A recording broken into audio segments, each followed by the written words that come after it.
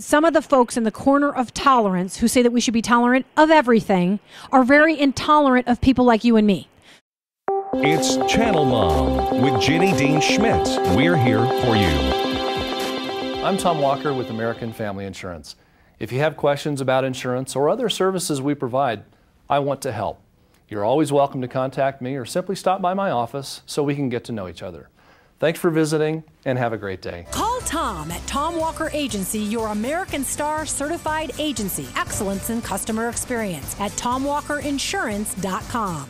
Her name is Rebecca Seitz. She and her son were innocently watching Good Morning America, and in the advertising time, suddenly an ad came up that had basically nude people in it. Yesterday, Rebecca and I talked about the whole scenario and how it unfolded, so we won't get into it, but you basically understand from what I just said.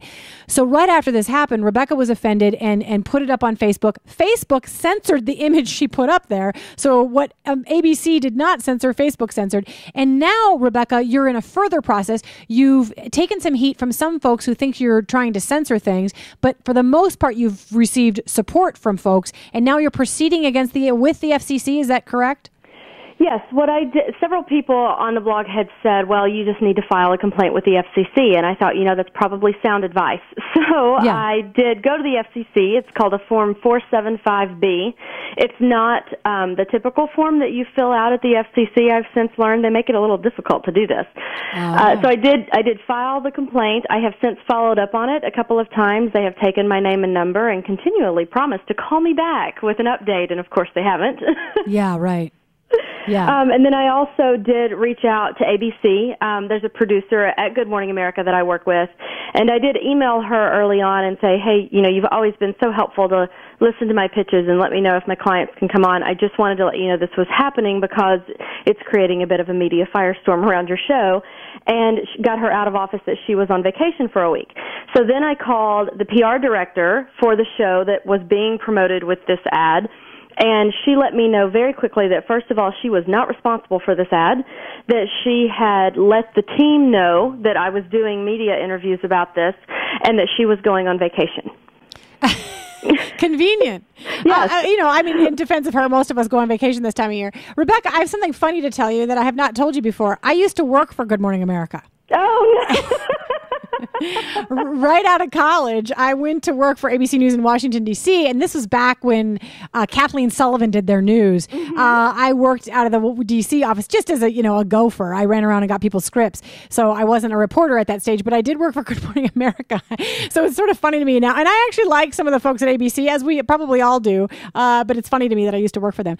All right, I happened to go look at my friends at HuffPost, who probably don't agree with me on all the issues, and a gentleman interviewed you and was a little bit skeptical of you and your opinions when he asked you questions. Now, look, I'm a journalist. We're supposed to cut it right down the middle. On my show, I don't have to do that because I'm pro-mom and pro-kid, and so I happen to side with you on this issue. But maybe that's all he was trying to do, was cut it right down the middle. But I want to go to one or two of his questions here. So, Jorge, can you go ahead and play the questions that the gentleman asked Rebecca?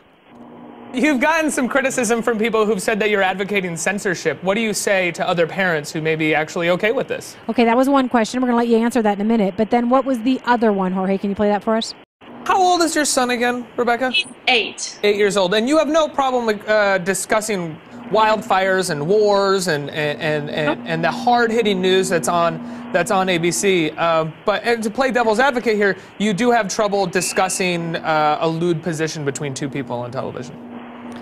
Wow. I kind of just wanted to throw something at the computer when I saw the way you didn't get to see him, I don't think, because weren't you on Skype or something? He had a smirk on his face when he was questioning you, and that irritated me, that you're just this silly little mom who happens to go to church and think that this is impure, and what's your problem? Because you're willing to let your kid, be educated about wars and violence, but what's going on with the fact that you don't want to talk to him about lewd positions? And the thing is, I think you are willing to talk to him about it. You just didn't want to see him to see it over breakfast.